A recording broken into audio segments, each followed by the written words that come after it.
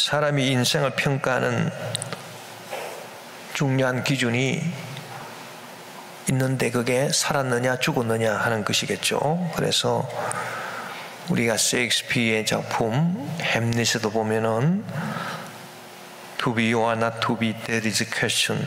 사느냐 죽느냐 그것이 문제다. 그렇게 말하고 있습니다. 살아있는 사람이냐 죽은 사람이냐, 이 두 가지를 구분하는 거 아주 절대적인 기준이 되겠습니다. 그런데 성경에 하나님의 우리가 말씀을 연구해 보면 하나님의 기준은 아주 다릅니다. 하나님의 기준은 살았다 하지만 죽은 사람이 있을 수가 있고, 또 죽었지만은 아직도 살아서 일하는 사람이 있다. 그렇게 하나님은 보고 계셔요. 그래서 예를 들어서 우리가 사도 바울 같은 사람은 2000년 전에 죽은 사람입니다. 그러나 사도 바울이 하나님의 영감을 받아서 기록한 신약 성경 13편의 그 신약 성경을 통해서 오늘도 많은 사람을 구원하고 있죠. 많은 사람이 하나님의 말씀을 읽고 주님을 믿게 되고 죄사함 용서 치료를 받고 영생 천국을 얻는, 이 세상에 지금 건설적인 일을 하는 그 누구보다도 더 위대한 일을 사도 바울은 하고 있습니다. 죽었으나 살아있는 거죠. 그 반대로 살아있다 하지만 실상은 죽은 자들이 많이 있습니다.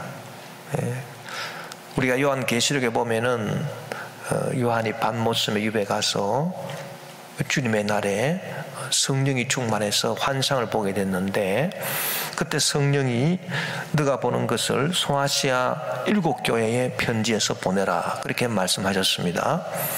그런데 4대 교회에 편지할 것을 명하시고 다음과 같이 쓰라 하셨습니다.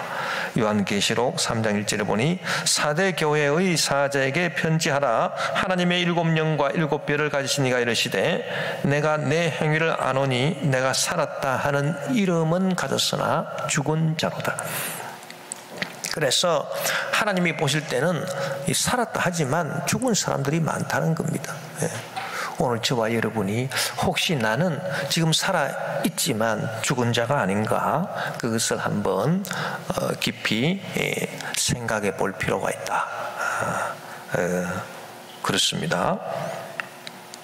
그러면 살아있다 하지만은 죽은 자들은 누구겠습니까? 먼저 죄로 인해서 정죄당하는 사람들입니다. 여러분, 우리가 죄 지을 때는 몰라도 죄를 범하고 나면 마귀가 우리를 정죄하고 하나님 앞에 정죄하고 또 세상이 우리를 사람 앞에서 정죄하죠. 그러면은 이 정죄를 당하게 되면은 아주 사는 것이 사는 것 같지가 않아요. 너무너무 괴롭고 힘듭니다. 요 일전에 대장동 사건으로 인해서 검찰의 조사를 받던 한 분이 스스로 자살을 했습니다. 검찰 조사가 들어오니까 사는 것이 사는 것 같지가 않죠. 그래서 아예 차라리 죽어야 되겠다. 자살하신 거예요. 사는 것이 사는 것 같지가 않습니다. 살아있다 하지만은 죽은 사람입니다. 정죄당하면 그렇게 되는 거예요. 그렇기 때문에 우리가 남을 함부로 비판하고 정죄하는 것은 남을 죽이는 일입니다. 대선이 이제 다가오는데 서로가 상대방의 진영을 흩었죠. 그러나 중요한 것은 비판할 것은 정확한 팩트에 기초해서 그렇게 비판을 해야지, 함부로 남을 갖다가 그냥 두루뭉실하게 막 비판을 하고 비판을 넘어서 완전 정죄 수준으로 그렇게 가는 것은 참으로 한 사람을 완전 그냥 매장시키는 일이죠. 그런 것은 절대 하면 안 됩니다. 자, 저주의 문제로 고통을 당하는 사람들, 살아있다 하지만은 정말 살 재미가 없죠. 죽은 사람입니다. 질병으로 신음하는 분들입니다. 연세가 많아가지고 이제 병원에서 뭐 별 가망이 없고 그래서 콧줄을 끼고 식사를 하신다든지 그냥 늘 누워만 계시는 분, 무슨 소망이 있겠습니까? 무슨 기쁨이 있겠습니까? 예. 살아있다 하나 죽은 자들과 같습니다. 예. 뿐만 아닙니다. 미래에 대한 아무런 비전이나 인생의 목적이 없이 방황하는 사람들, 몸은 건강해도 비전이 없습니다. 꿈이 없습니다. 인생의 목적이 없습니다. 방황합니다. 그런 분들 우울증에 걸리겠죠. 우울증 걸린 분들 살아있다나 죽은 사람이죠. 예. 또한 그 누구와도 사랑을 나누지 못하고 홀로 쓸쓸히 살아가는 사람들입니다. 예. 제가 참 일전에 어떤 뉴스를 보니까 어떤 남자분인데 나이가 40대 넘어간 것 같습니다. 근데 그분이 경찰청에다가 글을 올렸는데 키스방에 가는 게 죄입니까? 죄가 아닙니까? 그렇게 올렸더라고요. 그래서 경찰청에서 참 이런 문의도 있나? 어쨌든 답변을 내려보냈다고 합니다. 현행법에 의해서 이런 것은 뭐 죄가 되고 이런 것은 뭐 죄가 안 되고 이런 식으로 이렇게 답변을 내려보냈는데 그분이 왜 그런 글을 올렸나 이렇게 보니까 이분이 이제 나이가 그냥 40이 훌쩍 넘어가는데 생긴 것도 자기는 자신이 없어요. 너무너무 자기가 생각해도 못생겼어요. 능력도 없어요. 직업도 없어요. 아무런 희망이 없어요. 꿈이 없어요. 그 누구를 만나서 연애를 하고 사랑을 하고 싶은데 자기를 만나줄 여자도 아무도 없어요. 모두가 자기를 다 피해요. 그러니까 외롭고 쓸쓸하고 괴롭고 그래서 여러분 그 키스방에 가서 그 키스한다고 무슨 위로가 되겠습니까? 그 생각 자체는 건전한 생각이 아니겠죠. 그러나 그분이 그렇게 글을 올린 거예요. 참 그거를 보고 야 이게 죄가 되고 죄가 안 되고 그걸 떠나서 키스방에 가는 것이 무슨 유익이 있겠습니까마는 그러나 그 사람의 참 처지가 참 불쌍하다. 이 살았다 하나 죽은 인생 아닌가 그런 생각이 들었습니다. 홀로 살면서 쓸쓸히 살아가면서 그 누구와도 사랑을 나누지 못하는 사람들 무슨 재미가 있겠습니까? 살 재미가. 살았다 하나 죽은 사람들이겠죠. 또 사랑하는 가족들 중에 특히 자녀를 먼저 앞세우고 홀로 남은 부모님들 참 이런 분들도 너무나도 슬퍼하는 것 같아요. 살 재미가 없는 것 같아요. 코베케라고 하는 게 있더라고요. 이 코베케가 뭔가 했더니 코로나 백신 피해자들을 말합니다. 그분들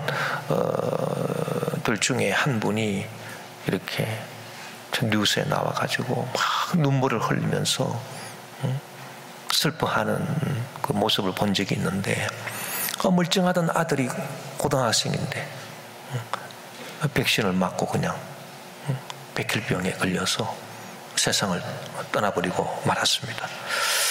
그 백신과의 그 인과관계가 뭐 제대로 뭐 증명할 수가 없죠. 참 속 시원한 답변은 돌아오지 않고 너무나도 괴롭고 힘들고 그래서 정말 살아갈 재미가 없다. 살 소망이 없다. 날마다 그냥 눈물을 흘리는 겁니다.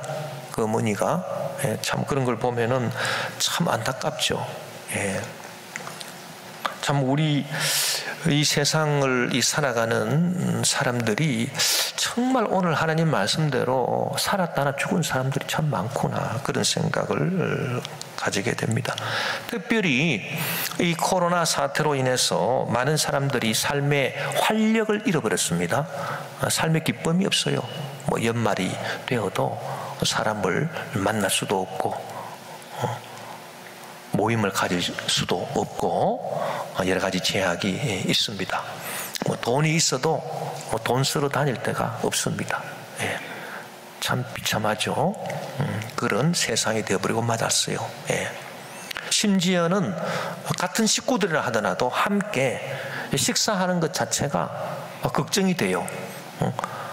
같은 식구인데도 예전에는 식사 시간이 되면은 다들 한 상에 둘러앉아서 그래도 같이 식사를 하지 않습니까? 요새는 같이 식사하는 게 겁이 나죠. 혹시 내 아들이, 내 딸이, 아니면 우리 부모가 어디서 코로나를 혹시 옮겨왔을지도 모른다라고 하는 두려움입니다. 이게 지금 사는 겁니까, 이게? 벌써 이 세상은 이 말세가 되었어요. 사는 것이 참 사는 것 같지가 않습니다. 그래서 살아있다 하나 실상은 죽은 자처럼 돼버린 그런 군상들이 얼마나 많습니까?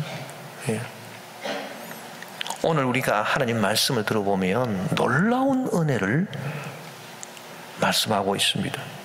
그것이 뭐냐 하면은 오늘 본문 요한복음 6장 63절에 보니 살리는 것은 영이니 육은 무익하니라.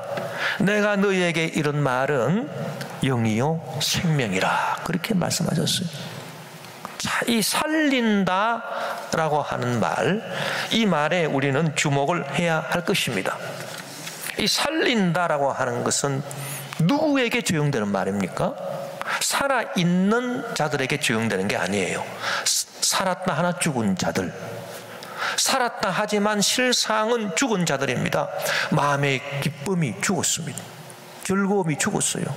희망이 죽었습니다. 소망이 죽었습니다. 믿음과 사랑이 죽었습니다. 그래서 기쁨도 없고 비전도 없습니다. 꿈도 없습니다. 살았다 하나 죽은 사람들이죠. 이분들에게 적용되는 말씀입니다. 살린다라고 하는 것이, 살린다라고 하는 것은 죽은 사람, 죽어가는 사람을 살린다는 의미이기 때문에 살았다 하나 죽은 사람들에게 적용되는 말이에요. 하나님의 말씀은 살리는 영으로서 우리에게 역사한다는 것입니다. 그러니 이것이 얼마나 축복입니까? 우리가 주일날 교회 나와서 우리가 신령과 진정으로 하나님께 예배드리면서 하나님의 말씀을 들을 때 이 말씀은 살았고 운동력이 있어 좌우의 낯선 것보다 더 예리해서 우리의 혼과 영과 관절과 및 골수를 찔러 쪼개며 우리 마음의 생각과 뜻을 감찰할 뿐 아니라 우리 속에 들어와서 죽은 우리를, 살았다나 죽은 우리를, 죽어가는 우리를 다시 살리는 놀라운 역사를 일으킬 줄 믿습니다. 오직 이 살리는 영, 살리는 하나님의 말씀으로 말미암아 우리 인생은 계속 살아갈 수 있는 겁니다.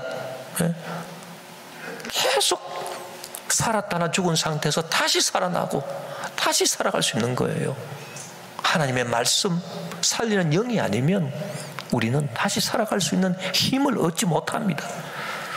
우리 인생의 참된 보배가 바로 이 살리는 영입니다. 하나님의 말씀입니다. 이 보배를 우리가 얻어야 되겠습니다. 우리는 진시황처럼 불로초를 찾아서 헤맬 것이 아니라 바로 이 살리는 영, 살리는 하나님의 말씀을 찾아야 되겠습니다. 중국의 진시황이 중국 통일하고 진나라를 세우고 중국을 통일하고 11년 동안 중국 천하를 다스렸는데 나이 50이 못 돼가지고 죽었어요. 중국 전역을 돌면서 중국의 그 통일 체제를 더 강고히 하기 위해서 중국 전역을 돌다가 병을 얻어가지고 나이 50이 안 돼서 죽었습니다. 죽었는데 죽을 때 유언을 했어요. 유언장을 썼는데 그 유언장에 보면은 장남을 빨리 수도로 귀환시켰습니다. 빨리 수도로 귀환해서 황위를 이어받아라, 이런 요지인데 그 밑에 신하들이 그 유서를 위조를 했습니다. 위조를 해가지고 장남에게 자결하라, 그렇게 유서를 위조해가지고요, 그 진시황의 장남이 이게 아버지 뜻인가, 유서가 그래 되어 있으니까 자결해서 죽었습니다. 참 비참하게 자기도 죽고 자기 아들도 죽여버리고 말았죠. 평소에 그는 불로초를 구해서 다녔습니다. 그러나 결과가 무엇입니까? 허망하죠. 예. 우리가 이 세상에 귀하다라고 하는 것을 찾아서 헤맬 것이 아닙니다. 하나님의 말씀을 찾아야 되는 거예요. 예. 우리가 주일날 교회 남아서 하나님 앞에 예배드리고 하나님의 말씀을 들을 때 이 말씀이 나를 살리는 것이다. 나는 지금 살아있다 하나 죽은 자와 같다. 뭐 살 재미가 별로 없다. 믿음도 죽은 것 같고 소망도 죽은 것 같고 사랑도 죽었다. 기쁨도 죽은 것 같고 즐거움도 죽은 것 같고, 그리고 내 어떤 삶을 살아갈 수 있는 용기, 희망, 능력도 죽은 것과 같다. 아, 나는 살 재미가 없어. 그렇다면 하나님 말씀을 들으십시오. 말씀은 살리는 영인 것입니다. 너무나도 귀한 거예요. 이 세상에 천금을 주고도 살 수가 없어요. 그러나 이 귀한 생명을 우리에게 주시는 하나님의 말씀을 값없이 받아 생명길을 가는 우리 하나님의 성도들이 된 것입니다. 이처럼 살리는 것은 너무나도 귀한 것이기 때문에 이 귀한 것에는 모조품이 있죠. 귀하지 않는 것은 가짜를 만들어내지 않습니다. 뭐 길거리에 돌아다니는 돌멩이를, 저거 가짜 돌멩이를 만들 사람 아무도 없어요. 보석을, 가짜 보석을 만드는 거지요. 참으로 귀한 것에는 가짜가 있고 모조품이 있어요. 살리는 영, 하나님의 말씀이 참으로 귀한 것이기 때문에 살리는 것이 아닌데도 살리는 것처럼 위장하는 가짜들이 있다는 것입니다. 그게 뭐냐? 오늘 본문에 나와 있습니다. 육입니다.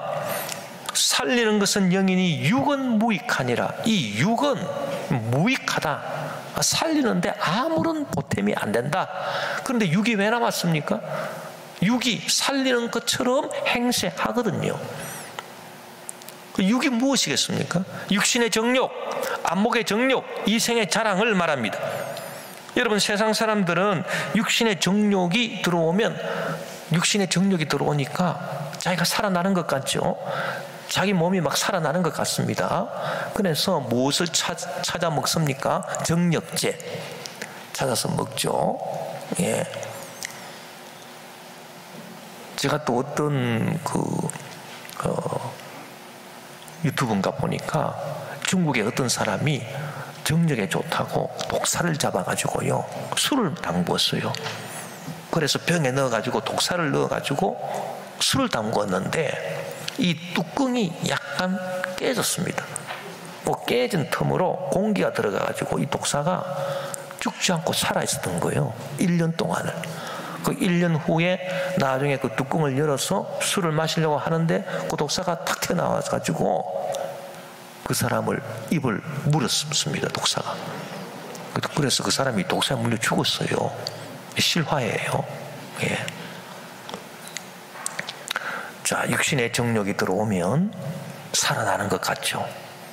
그래서 사람들이 뭐 정력제를 먹고 그렇게 하지만은 하나님의 말씀은 단호하게 우리에게 가르쳐줍니다. 육은 무익한 것이다. 육은 절대로 너를 살리는 것이 아니야. 어떤 사람은 안목의 정욕, 자기가 보아서 야, 저거 가지고 싶다, 이 정욕이 딱 생기면 살아나는 것 같죠. 인생이 아주 살아나는 것 같습니다. 그러나 안목의 정욕도 결국은 살리는 것이 아닙니다. 이생의 자랑, 사람들이 막 자기를 칭찬해주고 내가 남한테 자랑스럽게 내놓을 수 있는 게 있다면 내가 살아나겠지 싶어서 이 생에서 자랑거리를 추구하죠. 명예를 추구합니다. 권력을 추구합니다. 무슨 자랑거리를 추구해요. 그러나 성경은 말합니다. 그건 육이다. 너를 살리는 것이 될 수 없다. 무익한 것에 지나지 않는다. 세상 사람들 육신의 정욕, 안목의 정욕, 이생의 자랑이 자기들을 살리는 것인 줄 알고 추구하지만 절대로 살리는 것이 아닙니다. 가짜입니다. 육이에요. 육. 교회 안에서도 이생의 자랑이 자기를 살리는 것인 줄 알고 교회 안에서 명예를 추구하고 그런 경우가 있죠. 그 어리석은 경우입니다. 절대로 나를 살리는 것이 될 수가 없습니다. 살리는 것은 오직 하나님 말씀밖에 없어요. 그런데 살리지 않는 것인데 살리는 것처럼 위장하는 육이 있는가 하면 또 그 반대로 참으로 이 하나님 말씀이 나를 살리는 것인데 이 하나님 말씀이 정말 나를 살리는 것이냐? 나로 하여금 의심하게 하는 마귀의 역사도 있습니다. 하나님 말씀이 나를 살리는 것이 아니라 나를 간섭하는 게 아닌가? 내 삶의 기쁨을 뺏어가는 게 아닌가? 내 삶의 즐거움을 오히려 감소시키는 것이 아닌가? 이 하나님의 말씀대로 살면 무슨 기쁨이 있겠나? 무슨 즐거움이 있겠나? 어떻게 내가 살아나겠나? 이것은 너무나도 나를 간섭하는 것이고 나를 얽어매는 것이고 이 하나님 말씀대로 나 못 살겠다. 그렇게 마귀가 우리 마음속에 의심을 가져다 줍니다. 왜? 진짜로 하나님 말씀이 나를 살리는 것이기 때문에. 우리가 누가복음 15장에 보면은 탕자의 비유가 나오는데 탕자가 바로 그런 마귀의 속임수에 넘어간 사람이죠. 아버지가 그 아들을 위해서 여러 가지 말로 타이릅니다. 인생을 건면하게 살아야 된다. 함부로 낭비해서는 안 된다.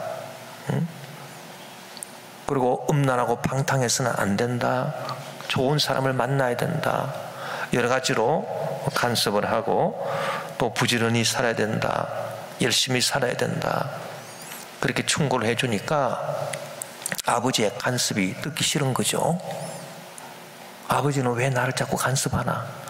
아우 정말 저 잔소리 듣고 못 살겠다. 저 잔소리 듣다가는 내가 그냥 미쳐버릴 것 같대.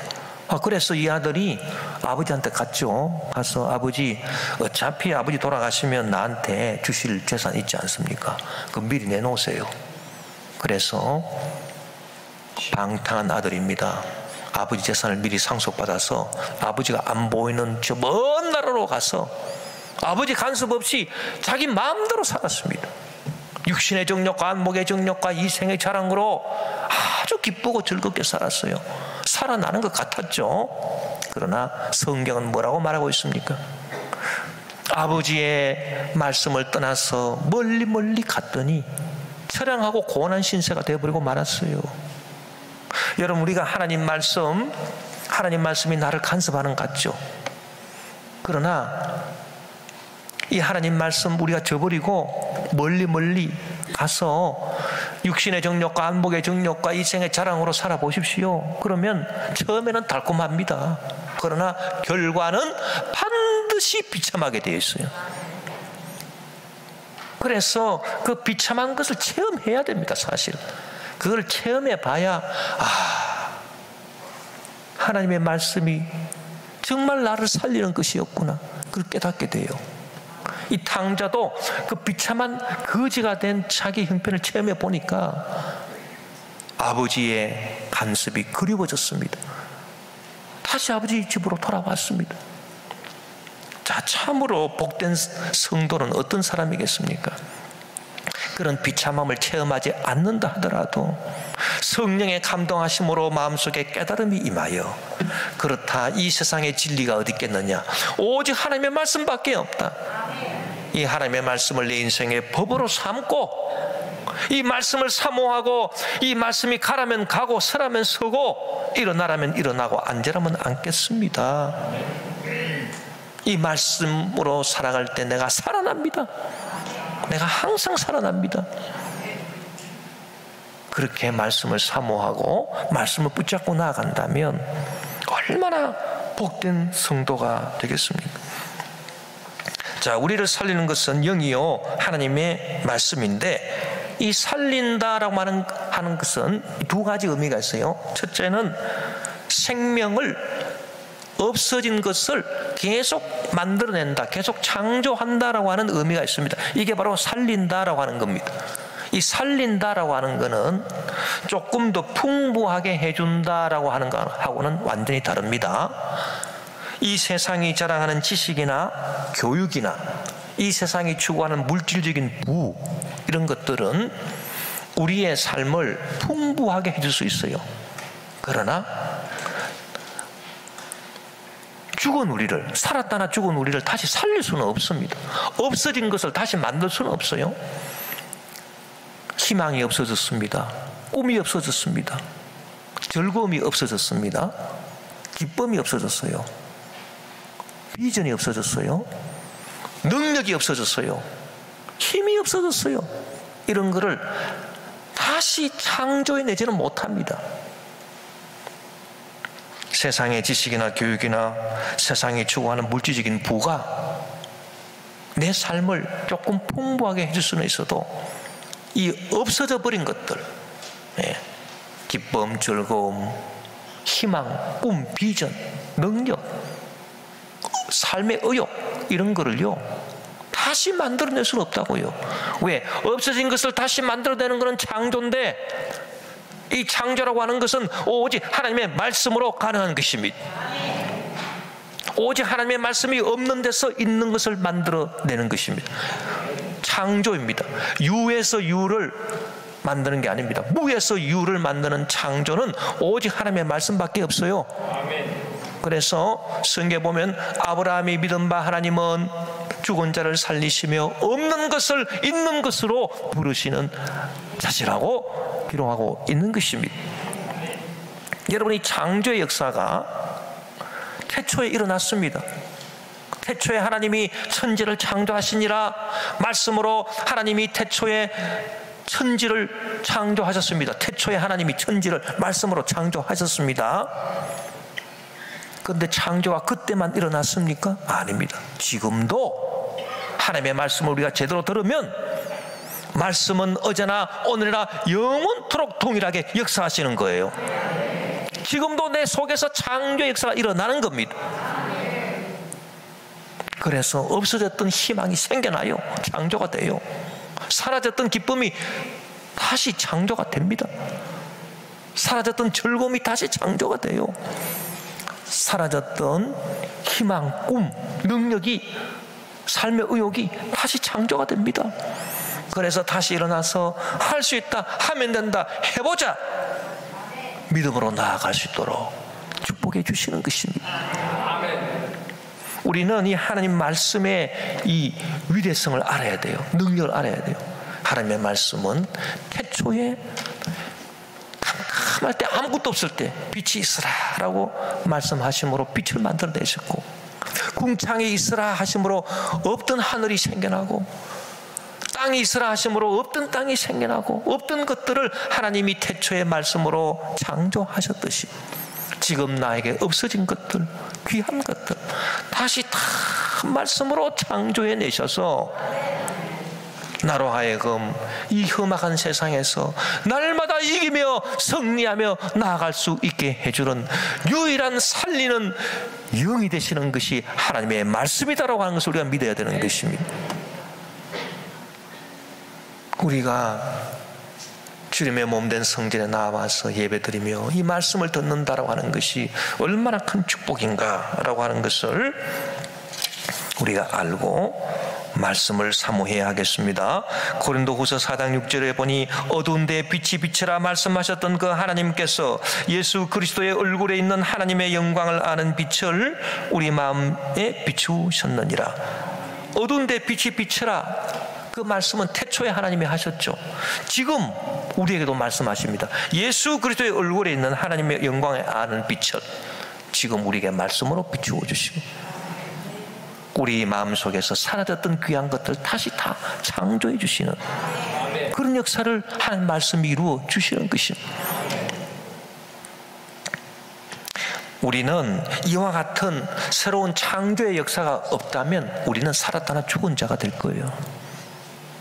살아갈 수 있는 힘이 없어요. 기쁨이 없어요.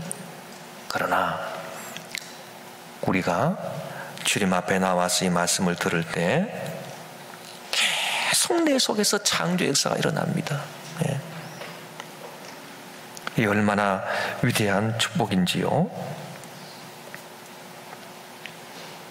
또 둘째로 살린다라고 하는 것은 무슨 의미가 있습니까? 창조의 역사뿐만이 아니라 이 살린다라고 하는 죽은 자를 살리는 거죠.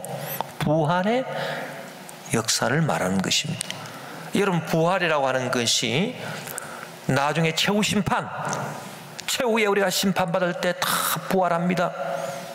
예, 부활해요. 그때 하나님 말씀이 죽은 자여 일어나라, 무덤에서 잠자는 자여 다 일어나라, 하나님의 말씀하심에 모든 사람들이 다 그때 다 부활합니다. 부활해서 최후 심판을 받죠. 그런데 그 하나님 말씀으로 일어나는 부활이 저 먼 미래에 최후의 심판 때만 일어납니까? 아닙니다. 지금 이 시간 이 자리에서 부활의 역사가 일어나는 거예요. 할렐루야.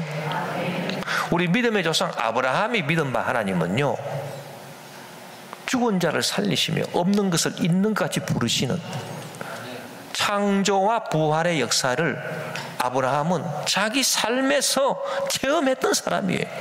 그래서 믿음의 조상이 된 겁니다. 여러분, 부활의 역사가 먼 미래에 최후의 심판 때만 일어나는 게 아닙니다. 지금 이 시간에도 하나님의 말씀을 통해서 부활의 역사가 일어나요.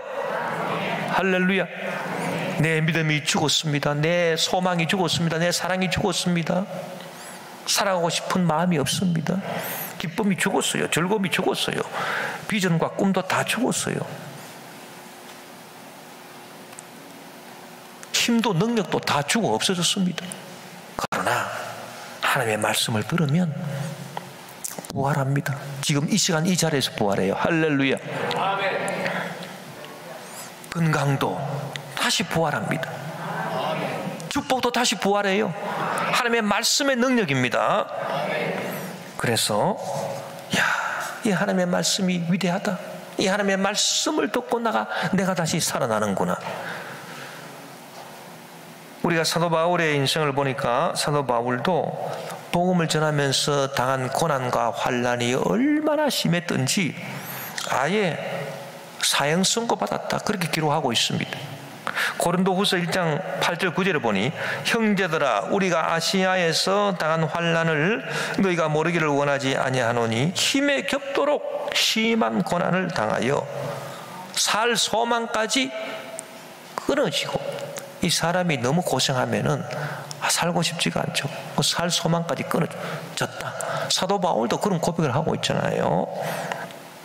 우리는 우리 자신이 사형 선고를 받은 줄 알았으니, 얼마나 고생했으면 사형 선고를 받은 줄 알았다. 이는 우리로 자기를 의지하지 않고 오직 죽은 자를 다시 살리시는 하나님만 의지하게 하심이라. 하나님 말씀만 의지하게 하심이라. 할렐루야. 사도 바울도 그런 체험을 한 거예요. 왜 우리가 그런 체험 못 하겠습니까? 그런 체험 할 수 있습니다. 나는 요새 살아가는 것이 너무 재미도 없고, 믿었던 사람한테 그냥 믿는 도끼에 발등 찍히듯이 그냥 발등 찍혔고, 그리고 너무 되는 일도 없고, 정말 살고 싶지 않다. 그런 마음이 들 때, 그리고 문제를 헤쳐나갈 만한 그런 능력도 없는 것 같고 기운도 없어요. 힘도 없어요. 질병으로 말미암아 고난당하면서 나는 살 재미도 없네요. 이 질병 어떻게 이겨나갑니까? 어떻게 헤쳐나갑니까? 슬픔, 괴로움, 환난 이런 것으로 시달리는 분들이 많습니다. 예. 그럴 때 오늘 우리 하나님 말씀을 생각합시다. 살리는 것은 영이니 육은 무익하니라. 내가 너에게 이런 말은 영이요 다시 살리는 생명이라고 주님이 우리에게 말씀해 주셨어요. 우리가 이 말씀의 능력을 얻어서 죄사함받고 용서받고 치료받고 문제 해결받고 날마다 새롭게 되어서 나아갈 수가 있습니다. 누구든지 그리스도 예수 안에 있으면 새로운 피조물이라. 이전 것은 지나갔으니 보라 새 것이 되었도다. 날마다 주의 말씀으로 살아나는 저와 여러분 되시기를 주 이름으로 축원합니다.